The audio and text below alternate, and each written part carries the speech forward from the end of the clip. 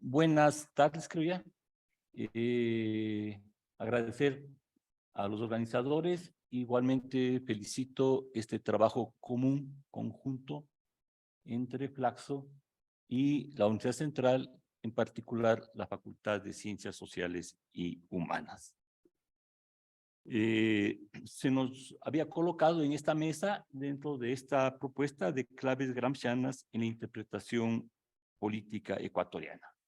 Voy a tratar de sujetarme al tema propuesto. Bien. La exposición, a ver, en primer lugar, de la convocatoria, destacamos dos elementos que nos parece, sobre el cual queremos aportar o intentamos aportar en esta intervención. En primer lugar, contar con una aproximación a un estado del arte sobre la temática Gramsci en Ecuador.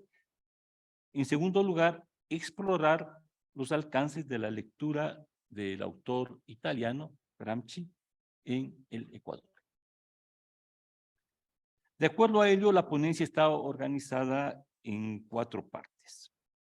Primero, una propuesta de periodización en la recuperación de los conceptos gramscianos en los estudios de autores ecuatorianos para el análisis de los procesos sociales y políticos en el Ecuador.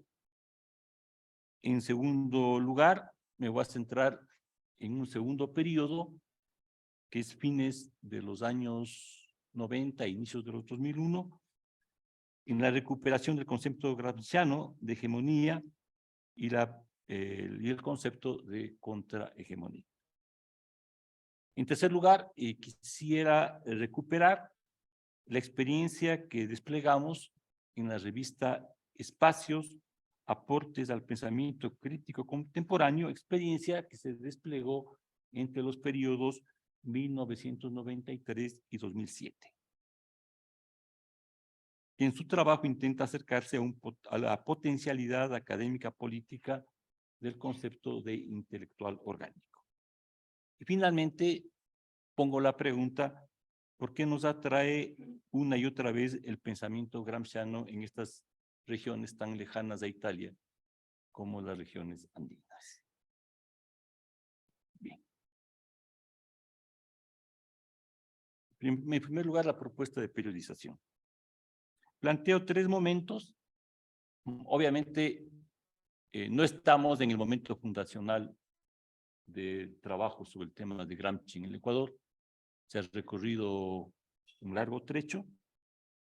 Planteo 3 momentos mirando desde reflexiones y producciones teóricas. En primer lugar, un primer momento que serían fines de los años 70 y la década de los 80, la problemática alrededor del Estado, nación, intelectuales y cultura. En segundo lugar, aquella que se despliega en fines de los años 90, inicios de los 2000, donde las problemáticas giran en torno a crisis orgánica, hegemonía, bonapartismo, revolución pasiva y lo nacional popular. Finalmente, creo que estamos viviendo un tercer momento, un tercer hito, en donde se abren otras preocupaciones. Por ejemplo, va a ganar interés el debate alrededor de subalternidades, que me parece no estaba presente con tanta fuerza en las etapas anteriores. Luego señalar que son etapas que tienen conexiones entre sí, no son cortes drásticos. Por ejemplo, la preocupación por lo nacional popular está presente en lo que estoy llamando un primer y segundo momento. En el segundo momento ya se plantea el tema de la subalternidad, pero pareciera ser que cobra relevancia en este que estoy llamando un tercer momento. En los 3 periodos registramos una atención respecto de la comprensión gramsciana sobre el tema de intelectuales y cultura. En particular, el concepto de intelectual orgánico. Señalar que estas reflexiones básicamente tienen como referencia aquello que hemos vivido en la Escuela de Sociología y Política de la Universidad Central.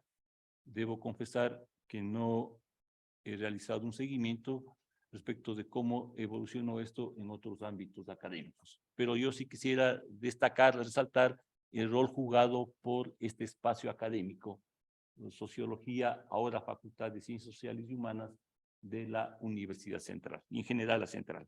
Ya hablo de eso el tocayo. Bien.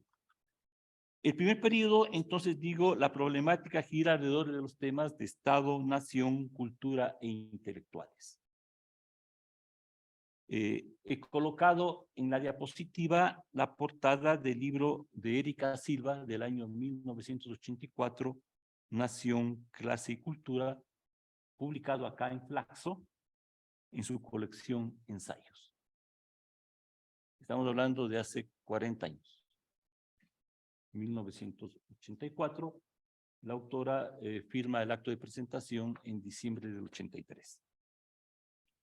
En este primer periodo, lo que estamos comprendiendo entre fines de los años 70 y los años 80, destaco el trabajo que al respecto despliegan Erika Silva y Rafael Quintero, Universidad Central y Flaxo.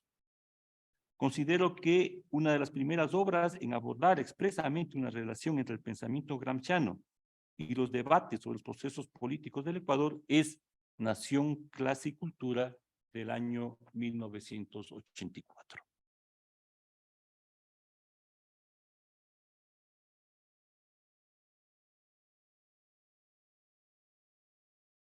Y cito brevemente algunas de las argumentaciones que plantea la autora Erika Silva de por qué asume. El texto trabaja el tema Nación, Clase y Cultura mirando Marx, Lenin y Gramsci, si no estoy mal.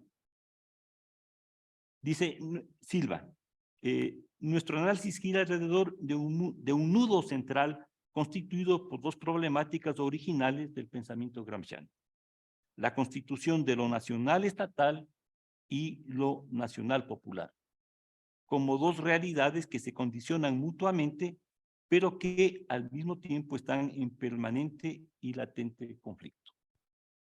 Entonces, destaca eso para luego, van a trabajar luego Rafael Quintero y Erika Silva una obra que es importante, para mí poco referida, que es Ecuador, una nación en ciernes, donde esta recuperación de Gramsci es puesta en movimiento. En esta obra es evidente recurrir a Gramsci para abordar varias de las temáticas sobre la construcción social y política del país, en especial el tratamiento de los intelectuales. Quisiera en este periodo, fines 70, 80, lo que circula en nuestro país es lo que es conocida como la edición temática de los cuadernos de la cárcel. A veces por los expertos poco apreciada, pero me parece que juega un rol importante en América Latina y en el Ecuador. ¿No es cierto? Edición temática que es organizada bajo influencia de Togliatti. Digamos, yo creo que una de las ventajas que tuvo Gramsci junto a tener buenos biógrafos fue quienes organizaron la exposición de sus obras fueron gente de potencia, como Togliatti en la edición temática y como Guerra Tana en la edición de continuidad de su obra, la edición Guerra Tana. Y las traducciones de José Aricó para la publicación en ediciones Nueva Visión, que es la portada que tenemos en pantalla, y Juan Pablos de editor en México. También es relevante el texto de antología de Gramsci, selección de obras de Gramsci, bajo el cuidado de ese personaje tan clave como es Manuel Sacristán. Eso va a ser muy importante para la calidad de difusión de la obra.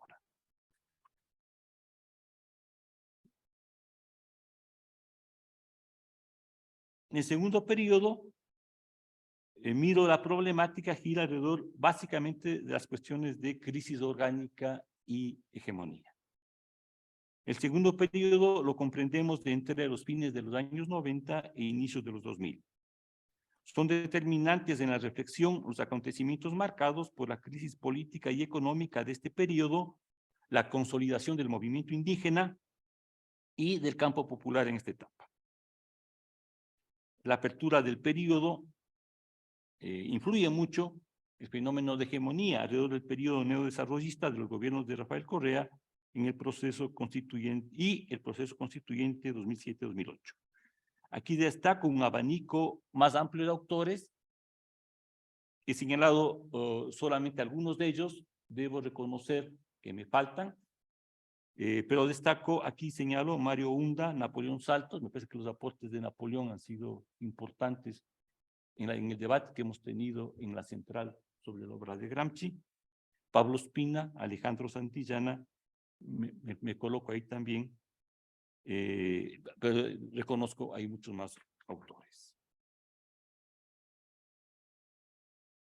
Me parece importante en este segundo periodo ya la difusión de la edición guerratana de los cuadernos de la cárcel. Me parece que en la intervención de Ospina se hacía referencia a ya este trabajo. Dentro de esta etapa quisiera destacar dos iniciativas latinoamericanas. Quisiera también señalar, creo entenderlo así, no sé, me imagino que estará Santiago Ortiz de acuerdo, también en ubicar, Santiago, Josefina, Pablo, en ubicar este esfuerzo en el que estamos hoy, Gramsci en Ecuador, como un esfuerzo latinoamericano también, respecto de ir construyendo una red latinoamericana.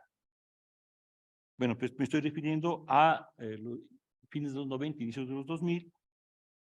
Quisiera destacar dos iniciativas latinoamericanas que se encuentran articuladas. El despliegue desde la Universidad Autónoma de Puebla, UAP, de los seminarios internacionales de estudios gramscianos que se despliegan entre los años 2000 y 2004 y que se completa con la publicación en idioma español de los cuadernos de la cárcel de edición guerratana, que van a respaldar nuevas lecturas e interpretaciones, bajo la dirección de Dora Canousi.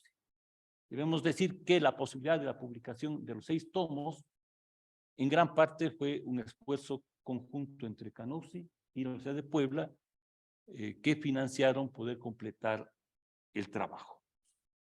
Cabe indicar que Canousi dicta acá en el Ecuador en el 2001, en Sociología de la Central, un curso sobre los cuadernos de la cárcel. Entonces, indico, buena parte, digamos, ya lo escuchamos a Tocayo, Francisco Muñoz, de los debates que se despliegan. Digamos, quisiera pasar rápidamente esto para no detenerme. Está el tema de crisis orgánica, es fundamental cómo se define, cómo se califica, cómo se evalúa un periodo histórico. En este periodo está la caracterización que se da a la evidente crisis política y económica de este periodo, aparece con fuerza y relevancia el concepto de crisis orgánica. Cito a Muñoz y Unda, comillas: la crisis política, entre otros elementos, muestra los límites significativos de la hegemonía y de la estructura del bloque en el poder, así como la crisis de representación de los partidos y del proceso de configuración ideológica, generándose una crisis política histórica que manifiesta situaciones de equilibrio estático, cuya superación da lugar a una fase de revolución pasiva. Hay un debate sobre cesarismo, bonapartismo, ya lo ha expuesto Francisco Muñoz. También me parece importante relevar el trabajo sobre contrahegemonía. Me van a permitir que aquí coloque un esfuerzo que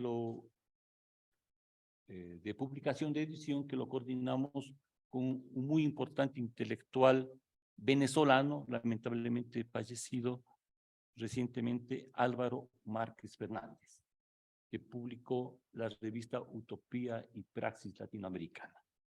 Con él trabajamos este texto Contra Hegemonía y Buen Vivir, que fue publicado por la Universidad, la UAM Xochimilco. Antes, quizás, rápidamente, digamos, hay tanto este debate sobre hegemonía. Grusban nos recuerda a Modonesi, planteaba en que hegemonía tenía dos caras, un análisis de la hegemonía en términos de Estado y un análisis de la hegemonía en términos de constitución de clase. Y advierte Glucksmann y también Poulantzas diferenciar la hegemonía a partir de su origen. Son dos ámbitos diferenciados, el de la función política objetiva y el de la estrategia proletaria.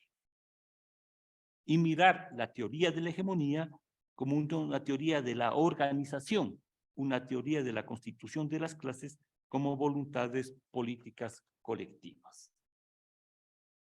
Entonces, trabajamos, y en eso quiero destacar nuevamente los esfuerzos también de Napoleón Saltos, en esto de ir entendiendo la hegemonía como un análisis de hegemonía en términos de constitución de clase. Ahí se indica, con el término de contrahegemonía, ya estoy refiriendo a un texto de Hidalgo, 2010, con el término de contrahegemonía se trata de subrayar esta construcción de una hegemonía desde las clases populares, es un referente para acompañar a los explotados y excluidos, donde la clave es fracturar la condición de subalternidad, generando a contracorriente otro tipo de poderes en sus contenidos, en sus formas, con el horizonte de una estrategia de dirección popular. Me parece importante también el debate sobre intelectual orgánico, digamos, referido para analizar el movimiento indígena, y habló de eso Ospina hace un rato. Yo destaco ahí y recupero el trabajo de Alejandra Santillana, quien, Alejandra Santillana, 2013-11, dice, al trabajar el tema de campo intelectual indígena, Santillana dialoga con los aportes de Gramsci. Todo grupo social que surge sobre la base original de una función esencial en el mundo de la producción económica establece junto a él orgánicamente uno o más tipos de intelectuales que le dan homogeneidad, no solo en el campo económico, sino también en el social y político. Así, el intelectual tiene en la ideología su campo de trabajo, para luego, en el texto de Santillana, relevar una intelectualidad propia del movimiento indígena. Quiero aprovechar este evento para también mostrar la experiencia que desplegamos alrededor de la revista Espacios. Y plantear el tema de intelectuales y dirección política.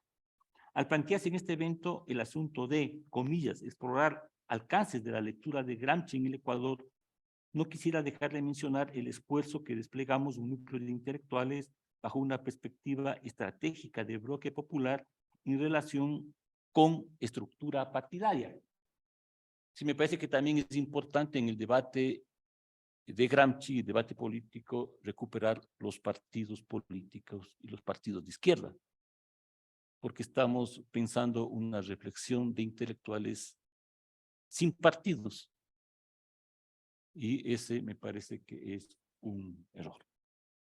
Y aquí hubo una experiencia de intelectuales con partido político.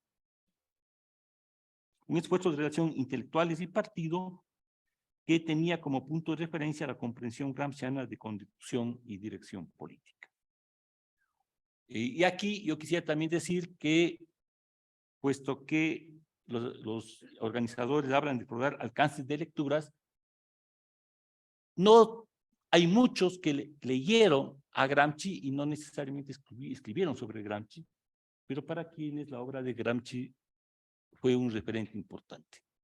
Y quiero aquí traer a este evento a la memoria a Rafael Larrea Insuasti, fallecido lamentablemente en el año 1995, y que fue un puntal de esta iniciativa, la revista Espacios. Rafael Larrea Insuasti, un agudo y perspicaz lector de la obra de Gramsci, desde mi punto de vista uno de los más agudos lectores de Gramsci, desde el análisis de la dirección política con perspectiva de transformación revolucionaria. Es el otro elemento que yo quisiera llamar la atención. Gramsci escribe pensando en dirección política, en conducción política. Es decir, cuando está hablando de hegemonía, está hablando del debate sobre conducción de procesos políticos. Tengo el recelo de que nos quedemos en una reflexión académica que no mire los espacios políticos y los espacios de disputa de dirección política. Entonces, yo creo que se abre para este tercer periodo una cuestión que ha sido poco tratada. La lectura, la recepción del pensamiento de Gramsci en los partidos de izquierda en el Ecuador, en especial en los partidos comunistas y socialistas. No es cierto que en los partidos comunistas no se leía Gramsci. Por lo menos en el que yo estuve, sí se leía Gramsci. Y no creo que fue el único. Sí, aquí estoy. Leerlo en la lucha real y concreta de la lucha de clases en el Ecuador. Y me parece que esto es importante en este contexto de fines de los 90, inicios de los 2000, porque me parece que hay una cuestión que estoy llamando la complejización de las redes y los núcleos intelectuales.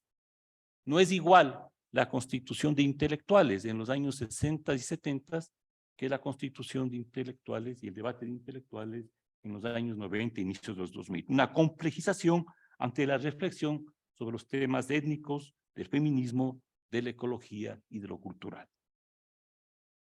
Eso demandaba una distinta apreciación de esta relación entre dirección política e intelectuales.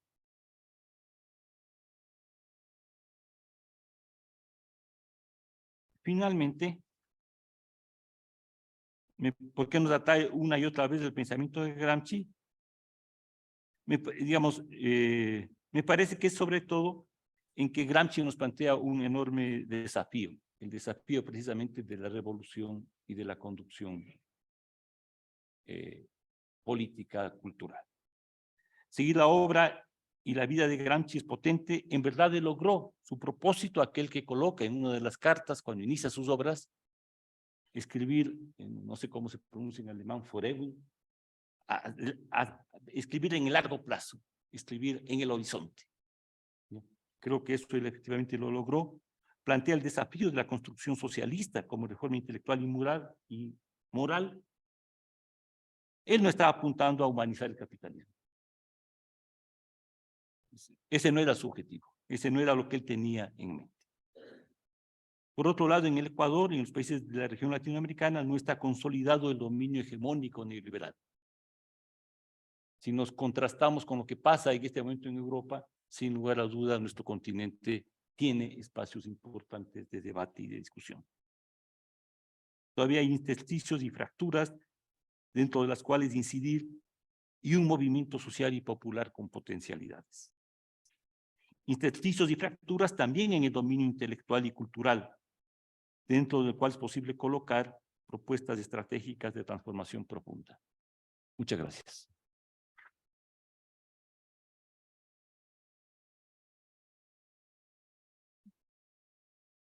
Muchas gracias. Escuchábamos a Francisco Hidalgo. Su ponencia trató sobre el periodo social y político de los años 90 e inicios del siglo XXI, la recuperación de los conceptos gramscianos de hegemonía y crisis orgánica.